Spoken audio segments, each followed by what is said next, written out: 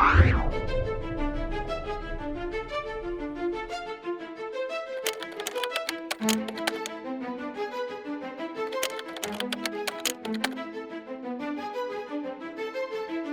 everybody out there in comic book land. My name is George Serrano, aka The Don, and if you're watching this, you can only be here for one reason: a brand new episode of Major Discourse, where we talk to those in the industry writing the stories that we care about. And boy, do we have a very special episode for you here today. But as you know, I'm never alone. Sir, if you could please introduce yourself. Hi, everybody. I'm the fantastic Frank Jerome. I didn't realize I was at the top of the queue.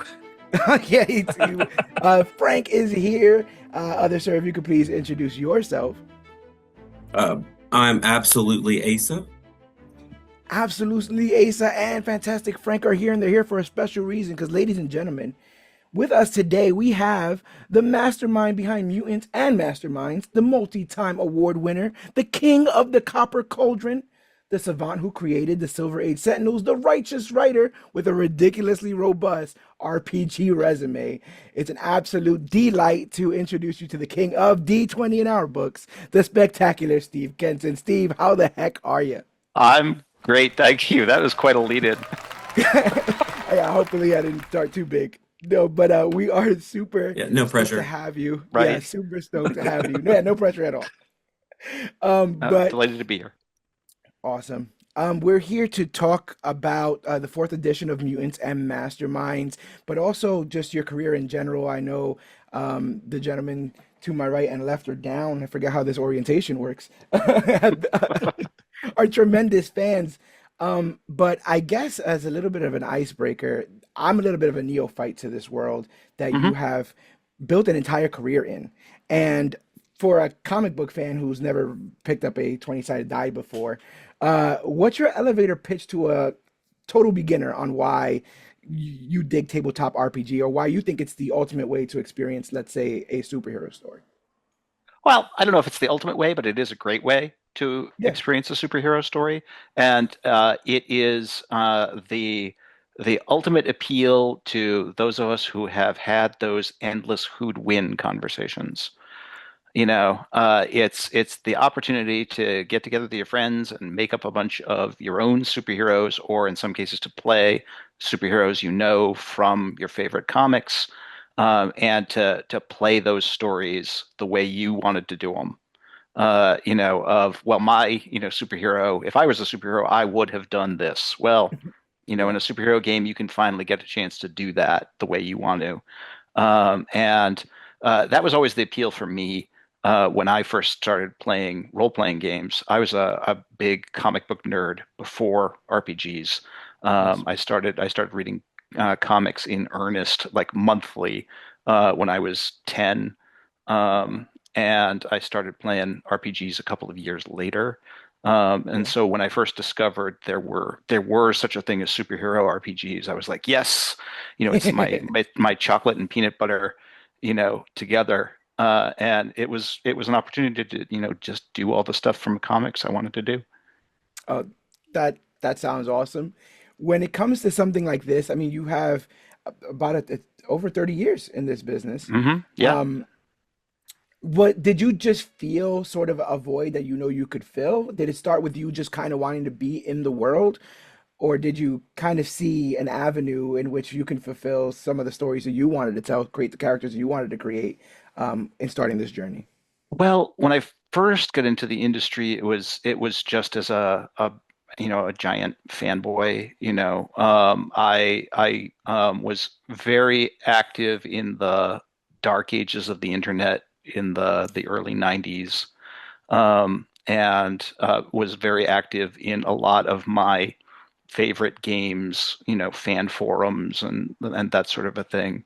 And I got involved in playtesting for games, and that led to a lot of just like suggestions on game design and, hey, how about this, kinds of things, and that led to my initial freelance jobs of, hey, you seem to know what you're doing here, and you seem to be really interested, and how would you like to write 1,000 words for this thing? And I was like, yes, absolutely, I would love to do that. And that kind of snowballed over time, led to other freelance opportunities and more sort of side work. And I was working uh, a job for a tech company that I kind of hated. Yeah, Um, yeah, been there. um, you know, so after a couple of years of freelancing, I did the thing they tell you not to do, and I quit my day job, and I went full time as a freelance writer and designer, and I've been doing that ever since. That's amazing. I mean, talk about taking your fate into your own hands. It's the same way, Yeah. creating these characters and building this world. That's super great. Frank, I knew you had some questions that were on the tip of your tongue. We were talking a little bit prior to the interview, so I'll go ahead and relinquish my time for a second. Well, so like I know that you're full time with Green Ronin now. Well, Um, Kinda, largely, I largely.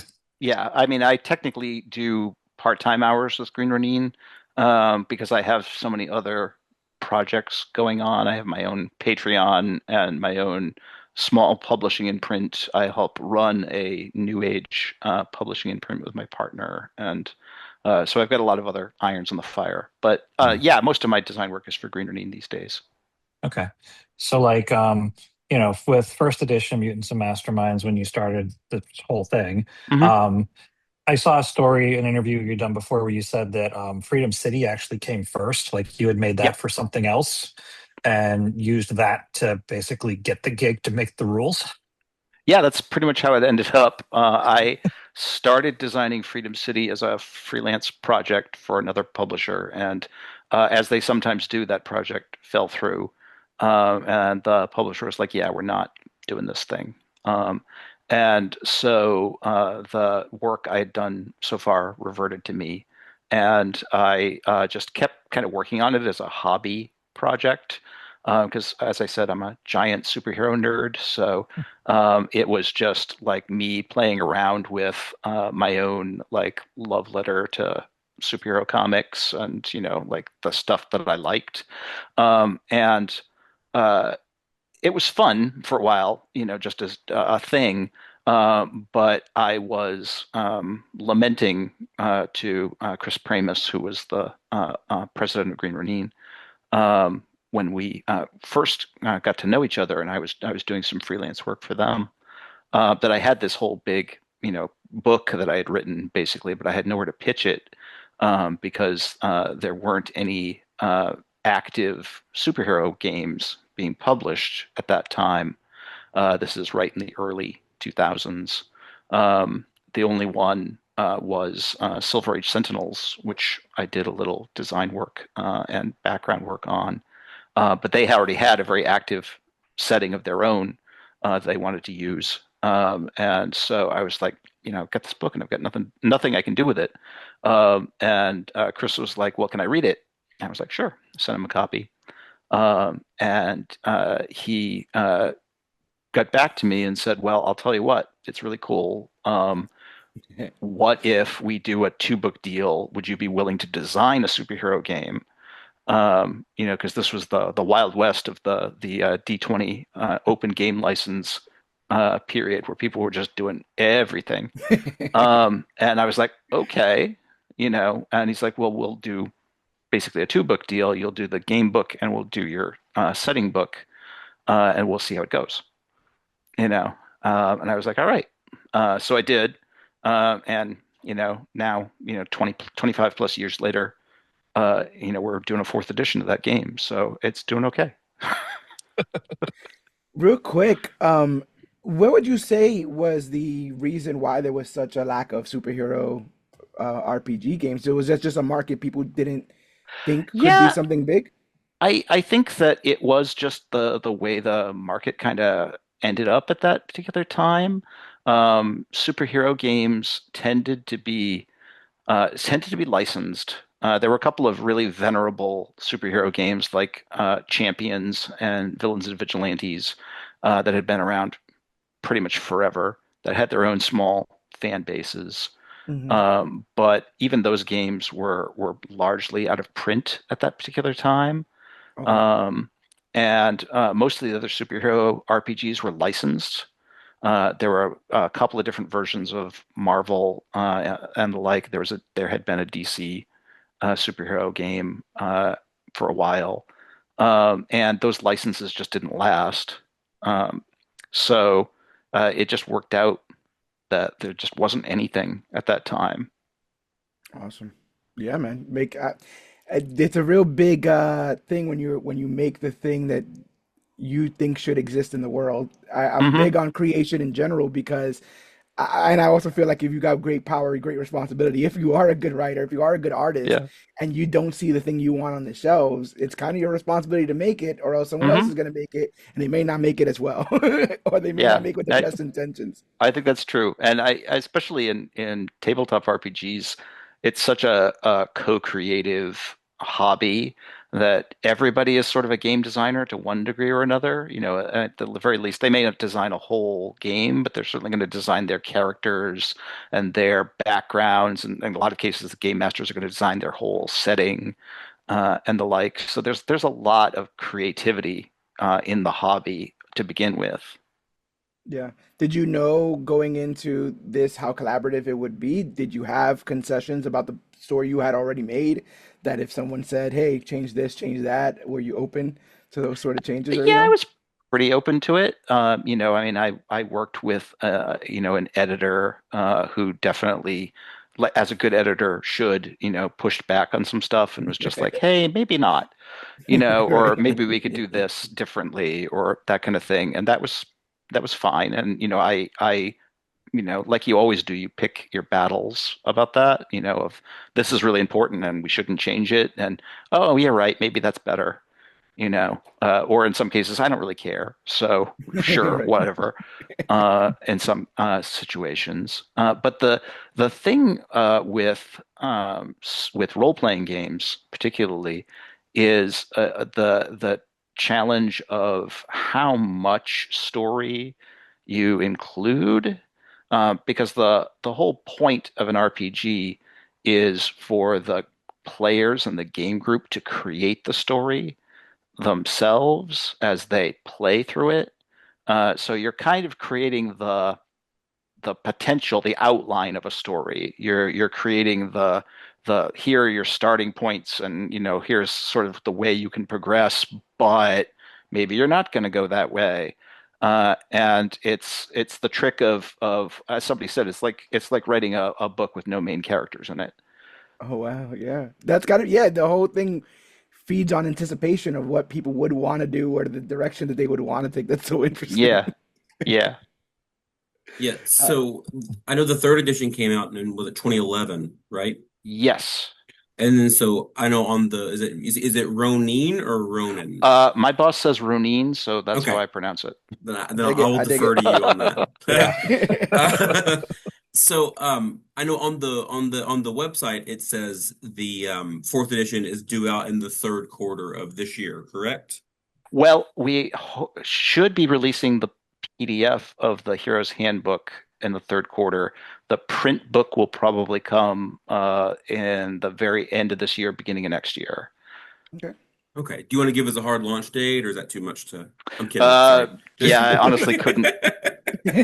Right, right, right. With things as they are, it's really hard to tell. That makes a lot of sense. Sorry, just a little bit of fun. And then how much I know you use a lot of the D20, which is I'm a Hmm. little more familiar with Dungeons and Dragons Yep. as a tabletop game as opposed to this. And once we started doing once I found out that George wanted me in on this part, I started kind of researching a little bit, kind of looking into finding a group and running one here. I'm located in Orange County. Hmm. Um, do you have I know everything I've read is kind of like you build your own everything. You can design it. You can do whatever you want to do hero wise. Do you have a preferred play style or character you like to run? Or you would run? I tend to go for pretty flexible, like energy projector types.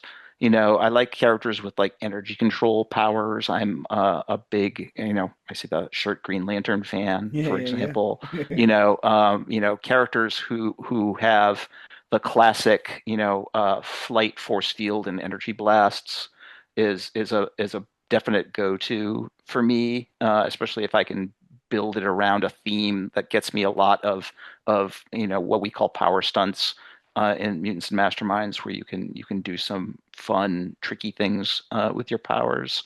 That tends to be my favorite sort of archetype when I play around with it, and I'll flavor it with different. It might be an alien character, it might be a magical character, but that sort of power set tends to be my favorite. Um, Asa just mentioned, we got the fourth edition of Mutants and Masterminds coming. Hmm. I actually threw money at the Kickstarter, so I'm seeing the Thank you. previews as you're working on it. I haven't successfully played an RPG in about 8 years, but darn it, I still keep buying them. I hear you. I hear you. The Same. the the greatest enemy of RPGs is scheduling, Oh Yeah. yeah, and everybody's adult lives getting in the way. yep, ain't that the truth? Um, but I was talking to one of my friends that I do play with, telling him we were doing this, and one of his questions I thought was a pretty good one is, how does it feel to know that you're going on to your fourth edition, and all these other games that we mentioned, Mhm. Silver Age Sentinels, Hero System, Champions, Aberrant, all that kind of stuff. They've all Mhm. kind of fallen by the wayside. What Uh, well, I know that Silver Age Sentinels is under a different name now. yeah, I was going to say some of them are around in one form or another, but Right, but not like they were. Mutants and Masterminds is still, I mean, the Kickstarter was pretty big, so, name yeah. recognition. So how's it feel to be, in some way the last one still standing in original form? Well, I mean, it is really great that Mutants and Masterminds has always had a tremendously supportive and enthusiastic community of players, who really get into the game and really love what they can do with it. So I've always been really grateful for having such an enthusiastic group of folks who love the game and want to play it and want more stuff for it, and that really they really stepped up, and said that fourth edition was something they wanted. So In my book, any system where we can successfully create my one old friend's most ridiculous character idea ever is a winner. It was a intelligent monkey that was piloting a robot, and he Mhm. was called Furious George. Ah, Oh, that's yes, amazing. That's great. yeah. So if we can make Furious George, we're happy. And everybody has like that, character, to one degree or another, in my experience of like, can I do this crazy idea, in your game? Oh yeah, always got to have one of those. Do you think that full customization that exists in your games speaks to the longevity? Do you think that's the reason why you've been able to kind of run and gun for as long as you have? I think that's a big part of it. There is definitely a portion of the fan base who are real gearheads who get really into building stuff, and just making characters is part of the fun of the process for them. And I totally get that. When I first got into RPGs, I spent, I don't know how long, just rolling up characters and making up characters before I ever actually played one, because the whole character creation process itself was just so fun and creative. So I definitely get that impulse, and I do think that the depth of the character creation tools is something that's really appealing. Do you play video games at all? I'm not much of a video game guy, actually. Okay. I find them, and maybe this is just my role playing, preferences. I find them kind of limiting. Yeah. And I like the aspect of role playing games where you can just do whatever. Yeah. And the even the much more sophisticated video games we've got now are still basically, well, pick from this menu of options. And I'm like, well, what if I don't want to do any of those? That's fair. That's fair. So, Uh, as somebody who's a kind of new to this, does that mean that there is a subset of, and you don't have to name any, but that Mm. there's a subset of these games that are like really on rails? Well, there's a lot of discussion in the hobby about that, Okay. and basically the degree to which you are going to build a railroad plot, as they call it, versus what they call more of a sandbox approach, which is essentially creating a set piece where you have all of these things in place, and the characters can just sort of wander wherever they want, and encounter or activate whatever's going on there. And it's always in RPGs sort of a coming to some kind of balance between the two of those, Mhm. and having some kind of boundary of forward motion for the plot, so it's not just the characters just wandering aimlessly, uh, but making it so that the players have agency, and their choices matter, and it's not just them kind of following a story from point A to point B with no sort of deviation. Yeah, you don't want to what 1990s those. World of Darkness was really bad for here's what you're doing. Yeah, Yeah, I'm yeah. thinking in my head like choose your own adventure. Like some of those choices are not really choices, right? Like right, they send you right back to the road the lane that they want you to be in. right, For a lot of that time. Okay, yeah, yeah, yeah, yeah. All right. I'm learning. yeah. I'm learning here today. All right. So based off of the table games, like I know you've been like designing and running these for what appears to be many, many years. Hmm. Is there any crazy chaotic thing you've experienced where someone broke your rules? Like broke the rules of Oh, the game beyond you? absolutely. Absolutely. I mean, the the, there's basically, how do I put this? Um, there's no rule system that can't be broken. My mom used to tell me, if you play with your models, long enough, you're going to break them. Because I used to Yeah, build, models, and then of course I treated them as toys. right. And that's true of game models as well. I think that you can try and build a system that has enough restriction in it that it can't be broken, but I think that those restrictive systems feel restrictive, and you may as well at some point be playing a video game in that regard, because the it puts the game system, the rules engine, out of your hands, and just says, okay, you can only do this, this, or this. Those are your only options. Any As long as you're holding to the magic of role playing games, which is that you can potentially do anything, then yes, sooner or later somebody's going to come up with something completely out of left field. That you're just going to be either like, that is the most awesome thing I've ever heard, let's do it, or absolutely not. Like, we're not doing that. You know, and that's just the negotiation of gameplay. Do you have any So like fun anecdotes about like examples you could give us with someone just breaking your Oh rule, or gosh. is that just um, I know it's kind of I know it's on the spot. So if you don't, yeah, top of your head, that's yeah. totally fine. It really depends. I have had excuse me. I've had adventures go completely off the rails, and where players have just been like, well, we're going to go and do this, and I'm like, okay, that is not anywhere near what I had planned for this adventure. I'm pretty much just making it up as I go now.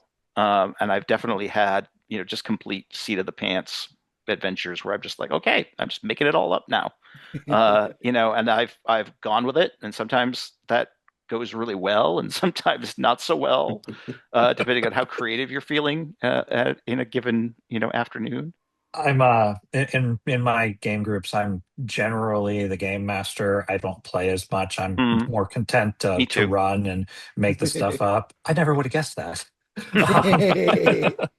Um, and I've had groups where you can put the effort into planning, and then I've had other ones where it's like, forget it, I'm just going to make stuff up tonight because whatever I decide I'm going to do, going to do Right. otherwise anyways. They're not going to do it anyway, so it doesn't matter. Yeah. Literally the first time you take your notes and throw them in the air, it's just like, forget it. We're just going to make stuff up. Yep. Yeah. Yep. And it becomes especially tricky sometimes when you're dealing with, superhero characters, for example, where, if you have a character who can, fly to Mars on a whim, Right. I mean, it gets kind of tricky to restrict those characters, because who knows what they'll do. Yeah.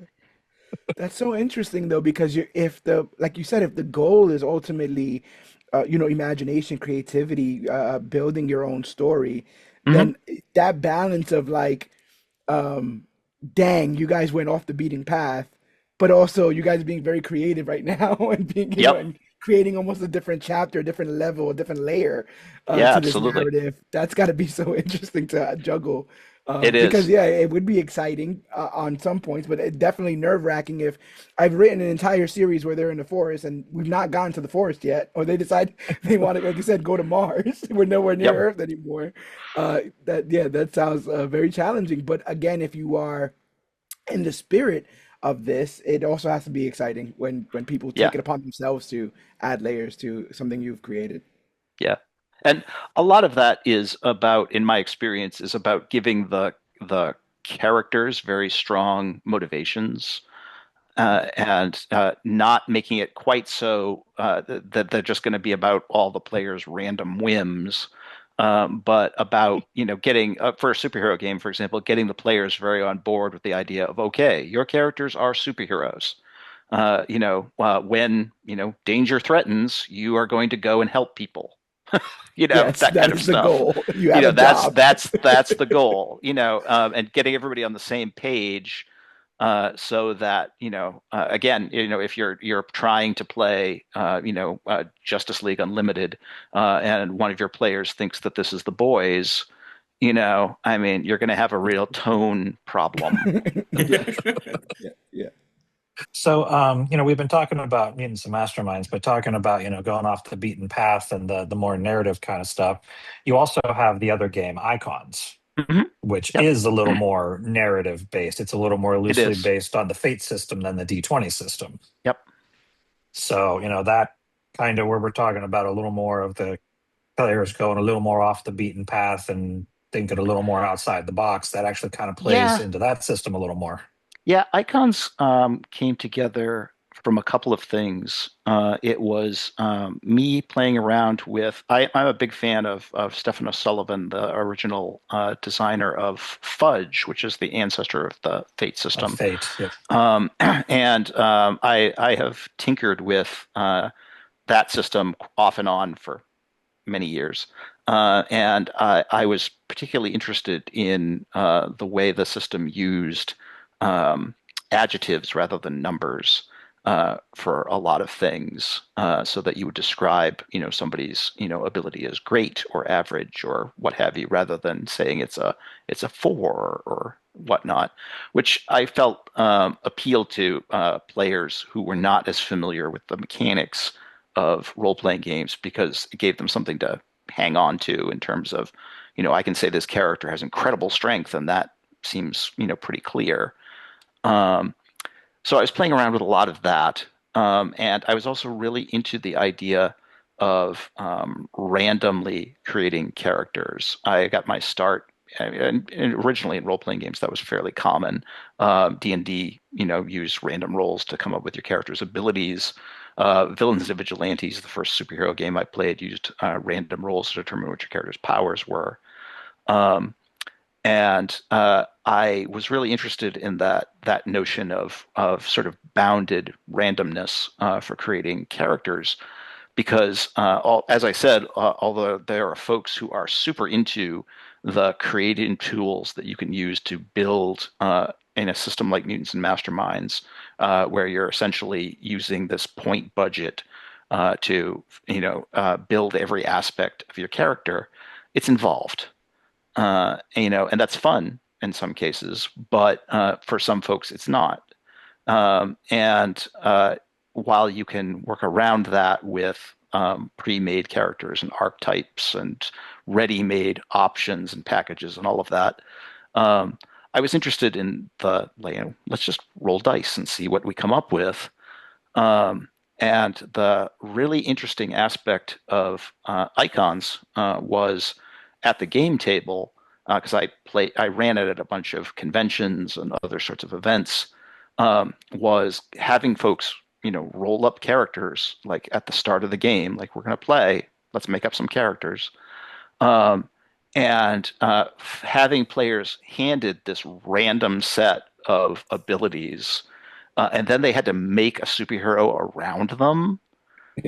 And man, people came up with such creative ideas. And there are definitely some little cheats built into the system where you can move things around a little, but people would really just take what they had and run with it.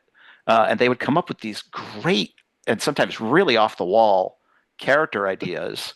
And I had so many players tell me, like I would have never, if you had just said, make up a superhero, I would have never come up with this. But when you handed me this set of abilities and said, make a superhero about this, I was like, they were locked in and they were like coming up with stuff. And I just find that really fascinating. And it's one of the really fun aspects of the game. It makes a really good, just sort of pickup game of, hey, let's play, Yeah. sort of a thing. It's very low prep and you just get right into it. Interesting. I'm thinking about it like in the we've been covering comics here for about 10 years now, and Hmm. for a lot of that industry, it's about the status quo. It's about Yes. maintaining what they have and keeping things always in the second act, and there's not really much change. And so while we as comic book fans are sometimes desperate for that level of ingenuity and creativity in terms of creating new characters that are compelling, you're seeing these guys every every game. You're seeing a whole new slew of creative characters that have come from nowhere, but Hmm. the parameters set. That seeing human ingenuity has to be so interesting, uh, from all aspects of people from different backgrounds, bringing what they have and experience in their Hmm. lives into the game. That's got to be so cool. Yeah, it really is. It really is. And that sort of element of comics is definitely something that we take into account in building and designing superhero games, is Hmm. that by default, the classic comic story is a reversion to the mean. It's maintaining the status quo. Hmm. It's the villain has a plan that's going to mess things up, and it's your job to put a stop to that and put everything back the way it should be. Hmm. Is sort of the archetypal superhero story. Yeah. And that's generally what people will expect from a superhero game, and you have to give some real thought to if you're going to mess with that formula, and hand over the ability to change things. Which you certainly can do, because if you're running a superhero game, you're not beholden to a publisher or an IP holder or people who are like, no, we need this character to stay the same because we printed them on 8 million Yeah. lunch boxes. You Right. can't go and change them now. Uh, um, but in your own superhero world, you can do whatever you want. So if you want to have a scenario where the characters really do change things, you can do it. That sounds so cool. Do you have any, like, I know you said before that you were really into comics growing up and Mhm. everything. Do you have any characters that just reach out to you and like grab you? And then if so, or is there anything about them you would change as far as progression goes purposes? Like I guess real life characters. Oh gosh. I mean, I'm a superhero nerd from way back, so there's a ton of characters I like. Yeah. I'm into all of the classics, all of the big DC and Marvel characters, certainly. Um, you know, uh, I don't know. In terms of changing them, I really think that there's, especially for a lot of long running comic book characters, there's this sort of core to them that Hmm. doesn't really change. That's sort of their essence. And you kind of just every story is just sort of a variation around that, to Yeah. one degree or another. we had this really interesting challenge in that regard when we did the DC Adventures game. Green Ronin had the Hmm. DC license in 2011, um, and so we were doing basically two big books that were just the entire game guides to all of the major DC characters. And I was working as lead designer for a whole group of freelance writers who were going to do these profiles. And the very first thing I had to explain to all of them is that you cannot tell us anything about this character. Like I'm like, whatever it is you think you're going to write, cut that down by about a tenth. Yeah. Like all we need to know is the absolute unchanging facts about this character. Yeah.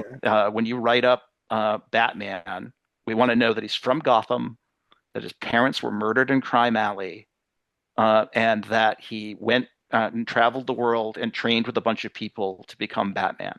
That's it. Yeah. Yeah. That is the entirety of what you can write. Yeah. Because so many people were like, I want to write this, like 10-page treatise. And I'm like, no, Batman gets 2 pages in this book. Right. And And one of them is stats. and one of them is his game stats. So, like, no, you can't Yeah. do that. And I was going to say, and he's a major character. Lots That's of what I was gonna characters say, are too. going to get 1 page. Way less. Yeah. I would like you to summarize this character's background in 300 words. You know, He's and made so of clay. it was a challenge for a lot of our comic book nerds who are just like, I know everything about this character, and I'm like, I know you do. Yeah. Yeah. Like, But I it's know. but they have to be, I mean, even as a writer for some of these properties, you have to be able to whittle it down to the essence. Because Yeah. then that's how you navigate telling stories. It's interesting that you talk about like progression and like some of these classic characters. This guy's been through the ringer because they eventually made him a mass murderer. Right. He went Right. They crazy. made they made him the manifestation of God's vengeance. Yes, yes, You know. yes. And but then someone was like, he means more to us like this. So they brought him Mhm. all the way back around, did Green Lantern Yep. Rebirth, and got him back to status quo. But yeah, um, some of these characters really are going through the ringer. But even when you talk about stuff like the new rise of this absolute line that's going on now, Hmm. it is still, as you just pointed out, the distillation of these heroes. Everything else around them may have changed to in a more creative way or just different avenues that they're putting them in to challenge them, but Yep. that essence of the core still has to remain the same, but it's all something you should be able to write in a sentence, Hmm. like a sentence or two. Anything else is just getting into the weeds, but it's the core essence is usually something mission statement really really clear. Yeah. Yeah. I would agree. I can dig that. Hey, so I do have to say that, with all the herding cats, it sounds like you had making those DC books. Those were really good source books when all Oh, was said thank and you. done. Thank you. I'm glad to hear that. Like those actually worked as basically a who's who kind of reference Hmm. guide. Well, that's exactly what we were going for, and that was we had the added challenge of while we were in the midst of doing those books is when DC announced New 52. So they Oh redid a, yeah. redid a bunch of And DC Oof. was like, oh yeah, we're also rebooting and blowing up our entire continuity, oh and we were like, my gosh. okay. Right, right. I totally That's fun. forgot that was at the So I same guess this time. will be an excellent guide to the pre-New Pre 52 yeah, DC universe. yeah. Oh, that's so interesting. I could dig But that. yeah, I know it was great. Um, so like, since on the visual side of things, Hmm. so with Icons, you worked with basically one artist. It was pretty much Dan Yes, Houser did Dan Houser. everything. Yep. And Mutants and Masterminds, there's, artists all over the place. Yes, indeed. So, do you have to approach things differently when you're designing the characters and things for that? Somewhat. I mean, I have a much longer working relationship with Dan so that, we can shorthand a lot of things. And in a lot of cases, I can just let Dan do stuff. Oh, Um, you Dan's know, awesome. yeah, yeah. I mean, I've had plenty of instances where I've been just like, Dan, draw something, and I will make something up. for a character or something like that. Um, whereas for a lot of Mutants and Masterminds products, we will do much more detailed art notes and the like. I work with Hal Mangold, the art director at Green Ronin, who is the guy who manages all the artists. And what I do is provide him with the notes of, hey, the image should be about this, or should look like this, or should include these characters. And generally, the process will be that Hal will work with the artists. The artists will show us a sketch or an initial concept piece, and we'll course correct, and we'll say, okay, that looks good, or this needs to be a little different, and the like. And then it'll progress into much more of a finalized piece. But there's a ton of words and writing that actually just goes into describing the art that folks never see. So, I'll ask the $60,000 question that I'm sure Hmm. everybody's thinking. With these really detailed settings, Freedom City, now Emerald City, the whole of Earth Prime, all these Yep, of characters, all these artists, everything. You guys have done some short fiction. Have you ever thought about doing comics? course we have. We have most definitely thought about it. The simple fact is, well, it's two primary things. One, writing comic books is a different skill set than writing games, or for that matter, even just writing prose fiction, Yeah. because comic books are such a visual medium. You have to think very differently about the way you present your story. I'm in some ways too wordy of a writer to write comic books. Um, it wasn't until I really started learning about and breaking down comics that I became very acutely aware of just how much the words cover up the art, Yeah. and just how much you have to be like, oh, I can't put any more words here. That would be bad. Yeah. Yeah. um, and frankly, comics are super expensive. They're expensive to produce. Um, And more and expensive now with all the tariffs and everything else going well, on yes, right now. especially Like, yeah. now. Yeah. But if you are paying an artist and a writer to produce a comic, it's a lot of work, and it costs. As far as that goes, and it's just been one of those things that hasn't been especially cost effective for us to do. I think that if we were end up, and we're talking about for Mutants and Masterminds for fourth edition, including some comic book pages in the That would be book, cool. because That'd be cool, yeah. it's a great sort of in genre way to illustrate some things. I'd like to do a lot more of the examples of play in the game in comic book form. Um, but I think that if we were to produce a comic book, it would have to be a really sort of a special one-off thing. Because that's the other thing, of course, is then producing a comic book series Yeah. Bonkers. Yeah. is way more involved, Yeah. and a much bigger commitment. And I'm sure you folks are well aware of the number of comic book series that have launched, issue one, and then Yeah. right, maybe issue two comes out, a year and a half later. Right. Yeah. I mean, and then, oh, maybe not. This is too much work. We're not doing this anymore. Yeah.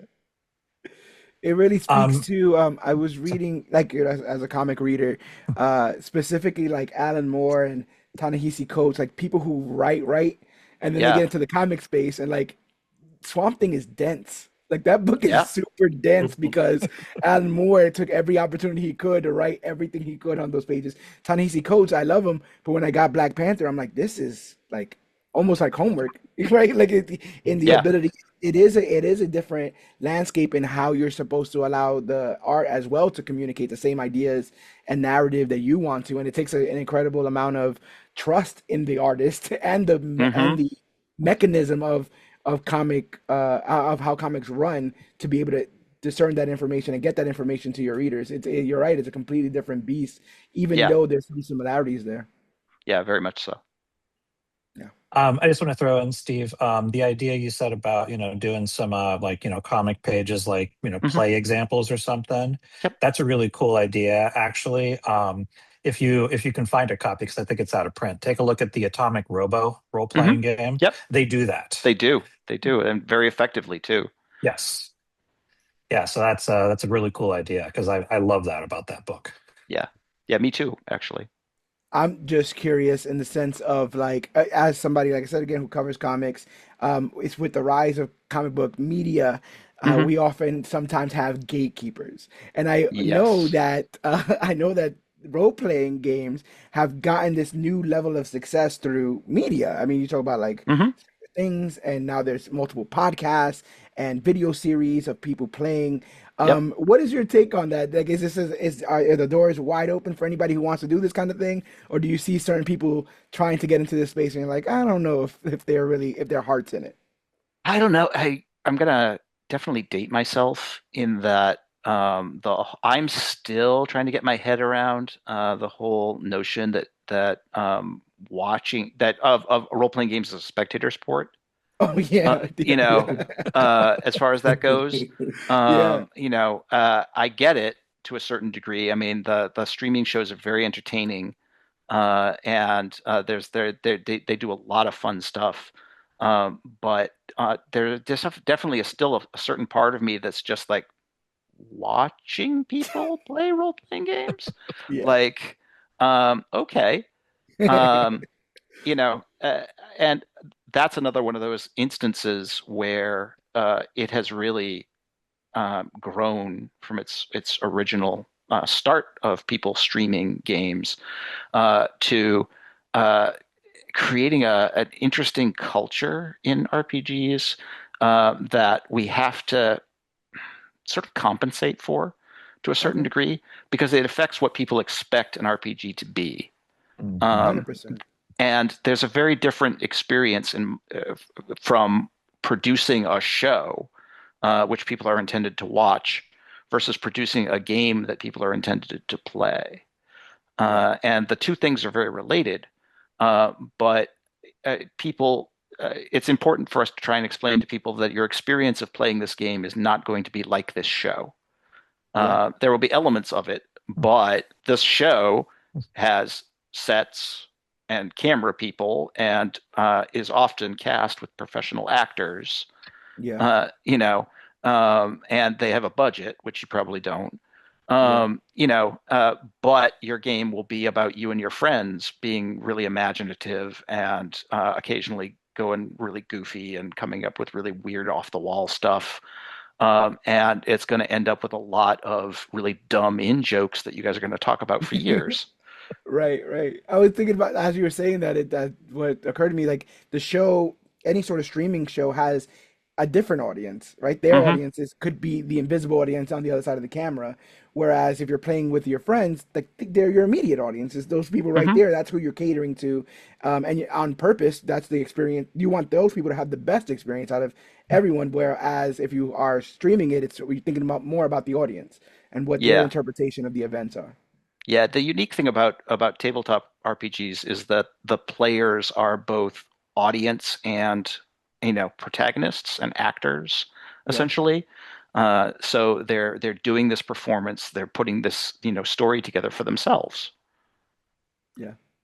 That's awesome. I dig it. Is there Uh, any like with D&D and comics and now Hmm. superheroes, is there any genre of a tabletop game that you haven't touched yet that you would like to if you had Oh time gosh, to develop? I think that I've messed around to some degree or another in just about every genre of tabletop that there is. I'm more interested in or better at some than others. I'm not generally speaking much of a, for example, not much of a horror writer. Okay. Um, I tend to be pretty upbeat for the most part. That's Um, you good. know, That's uh, fair I enough.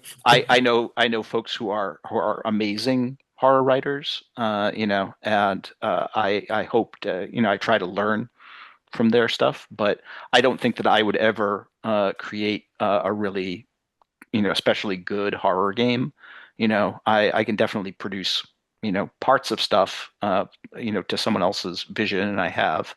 But I don't think I would have the overarching creative vision to create a really good horror game, for example. Which of course is the opposite of what you asked, because you were asking about, genres that I actually would Yes, it is. do something with. Um, and yeah, I mean, I've been really fortunate in that I've gotten to do a lot of the, sort of dream settings and, genres that I've wanted to do. You know, I would love to. I worked very briefly on a Marvel game back when Wizards of the Coast had the Marvel Adventure game, which was the second Marvel RPG out of, I think, at this point, five different ones. Whoa. Sounds about Um, right. and I contributed briefly to some of that, and I would love to do. I love, obviously, I love Marvel, and I would love to do more, stuff with that. But other than that, I'm pretty good. I'm trying to remember, is that the one with the box or the one with the stones? No, one with the stones was the third one that came after that. It was the one with the box and the cards. Okay, that one was pretty cool. The stones one was weird. Was weird. Yeah, you're right. Does the gig dictate the sort of well of creativity, or do you find yourself bursting with a story before and then creating the gig, creating the new It story? can go either way. Sometimes it'll be I have a really an idea that I pitch, and hey, I really want to do this, and I will pitch it to a publisher. Or other times it's, you get the assignment, and it's, you need to do this, and it's be creative within these boundaries, kind of a thing, which has its own sort of creative challenge. Yeah, sounds like the same thing with like creating your own hero with the Mhm. set with the whatever you're given kind of Yeah, stuff. It's only the exactly. limit. Just like this guy, it's only to the limits of your own imagination and will to Yeah. get the story that you want out. Good times. So, as we're again preparing for this, you've wrote a bunch of novels, or you've written Hmm. several novels as I well. Is that did. part of the Shadowrun series? I did. Yeah. Are there any of those you would like to continue or carry on, or even just start up a new storyline in those worlds? Not really. To be honest, I my experience in writing novels taught me that I am not as big of a fan of writing fiction as I am of designing games and worlds. I wrote nine novels, and enjoyed the process, and I'm glad I got to do them, and I'm glad I particularly got to finish the stories that I wanted to do. Um, but I honestly haven't written long form fiction in years. I've done some short stories and the like, but I've honestly been much more interested in designing spaces for other people to do stories. Did that start with the idea of let's just try it? Let's just sort of I have this story in my head and I just want to check it out because I love the idea Hmm. of trying anything and just saying like you get to say you didn't like it because you tried it as opposed to just saying you didn't like it without Yeah, I know, ever putting the absolutely. I effort mean, and I, stuff. But I, I certainly wanted to, give it a try, and especially early in my career, obviously writing fiction was definitely a goal.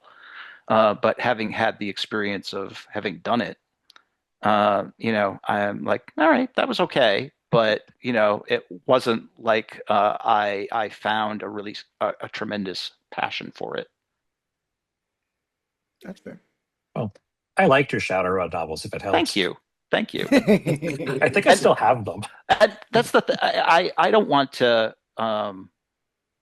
I'm not trying to trash my own work as far as that goes. I enjoyed the process. I'm proud of those books, and I'm very glad that people enjoy them. But at the same time, I'm like I find there's other writing that I enjoy doing more, and so why wouldn't I focus on the stuff that I enjoy the most? Right. Not lining up to do it again. Yeah, You know? there's still labors of love, all your energy Hmm. and all your creativity and all the Absolutely, stuff that you had absolutely. it still permeates inside those books 10, 20, 50 Hmm. years after the fact. And you can still, like you said, like I just like the idea of trying different things. Yeah, And I feel like absolutely. the more you try, you start to kind of corner what you like and what you don't like about Hmm. any medium. And again, going back to what we were talking about before, you distill what you're good at to a sentence. Hmm. And then, that's the true essence of your creative heart, and you go with that, you go in that direction. Yeah, I agree. I agree. Just to go back, I know this is an hour typically, so we're kind of coming up close to that. Hmm. So without giving away too much, is there anything on the fourth edition of Eminem that you are kind of excited to either get rid of or to Hmm. update? Well, gosh, I for guess the if you can tell us, I guess. yeah, I don't, no, no, the for the game system or the setting. just in general.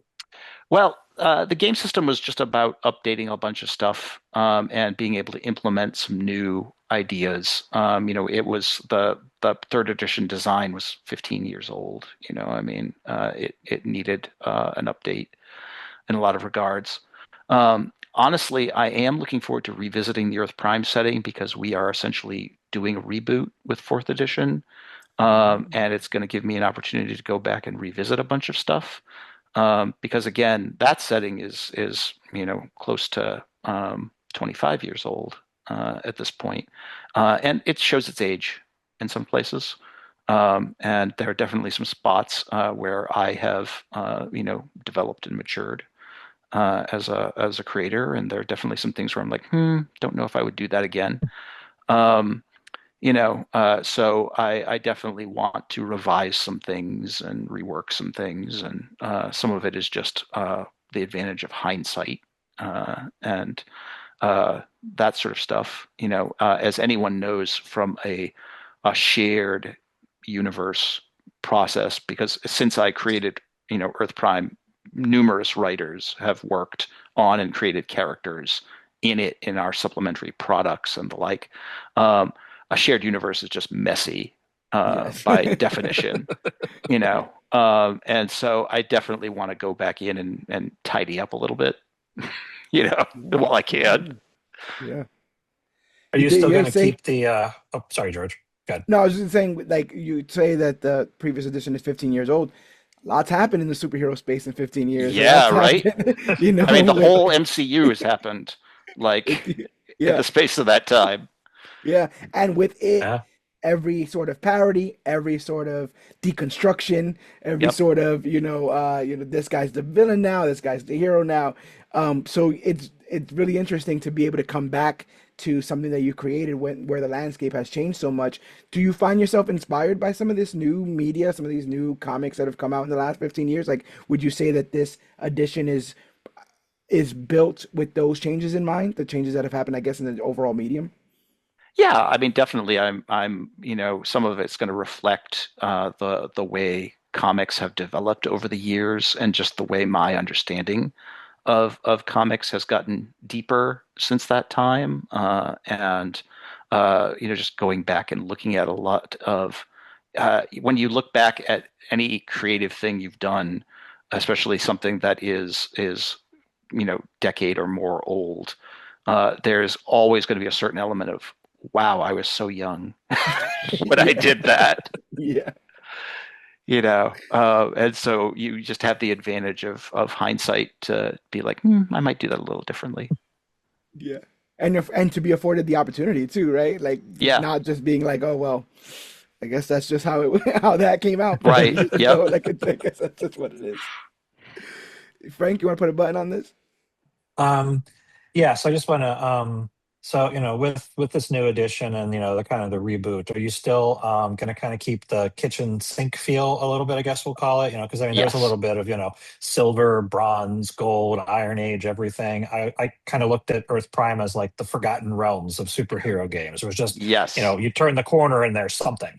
Yeah, absolutely. Earth Prime is still going to very much be a comic book superhero world with all of its craziness and all of the, just like everything exists there. One of my favorite things about comics is how they will just steal from everything. Yeah. I made and comic books over the years have incorporated, fantasy and science fiction and horror and westerns and every genre they can get their hands on Yeah. in one form or another. And so, yeah, Earth Prime will still very much have that sort of vibe. Excellent. Awesome, awesome stuff. I feel like I've learned a lot. I'm super excited now. I want Frank to run one of these games, whether you could be a part or we will send you our version so you can review and make I'd sure love to that see it.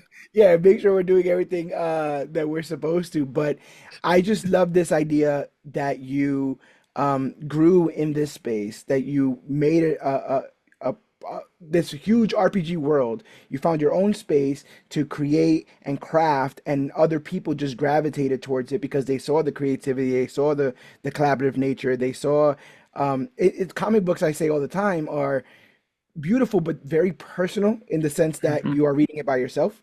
It's a Yeah. very, insular sort of hobby, and you can do what we do here and have a couple friends and talk about it, but you're able to take that sort of personal heart that people have in this medium and show it off to each other, have other people add parts and layers, and Hmm. that's a unique skill set. That's a skill set we need in a world where, not to get too crazy, where we are constantly divided and pushed into Hmm. different corners. The Yeah. idea that you make your bones bringing people together and making people be creative. I think that um, you talk about like civil advanced civilizations, right? Hmm. I think that if we were ever to become a really super advanced civilization that wasn't worried about money and stuff like that, we'd be more in the arts. We'd be more Oh, creative. I absolutely. think that's what the human heart wants to do. And a lot of us don't get that opportunity. So the idea that you have obtained a level of success, not only doing that, but affording that opportunity to the common man who, again, is getting beat up by work, he's getting beat up by gas prices, he's getting beat up by the world around them. And for a second, they could be what do you say, a gorilla powering a robot, essentially. Right. Curious George. Right. Curious Exactly. A George. monkey pilot or a robot, Yeah, a monkey pie, a robot. Again, like that's the gift that keeps on giving. That's Yeah. that's a level of enjoyment and a level of collective that hopefully continues to be contagious, continues to afford you success in this world, but also continues to bring people together. So, as somebody who again is a neophyte in this world, thank you for being so candid and honest about all this stuff. It's just made me more interested. I didn't realize That's how great. close to the stuff I dig RPG and tabletop stuff is. Hmm. And I know when push comes to shove and I decide to jump into this world, I'm jumping in right here. You know what I'm saying? Like I'm jumping in Yeah. with these guys and I'm figuring it out that way. So yeah, thank you so much for giving us your time to talk about this. My And pleasure. I'd love to chop it up again when we get closer to the book. Hmm. And yeah, we'll talk about setting up something. I think that would be really, really cool and fun to set Yeah. up Oh, I'm something down. amongst our team and see because we got some crazy guys in our bunch, and I'd really like to see how they wrap their minds around Hmm. this collaborative effort here. But again, thank you so much for setting quite literally the tabletop table Yeah. for Thanks for having me on. for stuff like this. But yeah, on behalf of Comic Book Click, go ahead and pick up Mutants and Masterminds fourth edition. Like I said, look out for it in the this final quarter, this fourth quarter, towards the end of the year. We'll be posting and promoting it as it comes out to keep everybody abreast of this. It's not something you guys want to miss. As a matter of fact, the people have demanded it. The people demanded this edition, so get the people what they want, and you guys go ahead and check that out. It's got the comic book click stamp, so make sure you guys are picking it up when it comes out. But on behalf of everybody here, you know what we like to end this by saying, and that is that you, yes, you are worthy. Thanks, guys.